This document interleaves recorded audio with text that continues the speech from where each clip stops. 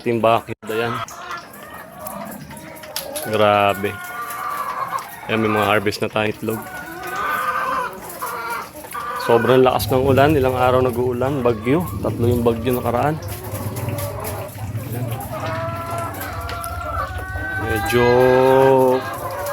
maputik. Pero di naman gaano maputik. Basa yung sahig natin. Yun, naka-harvest na rin tayo doon. Ito yung update sa ating ginagawang fish pond. Hindi pa matapos-tapos. Yan guys, yan yung mga pato natin, nakalbo na. Dahil sa lakas ng ulan, namatay na nga yung iba.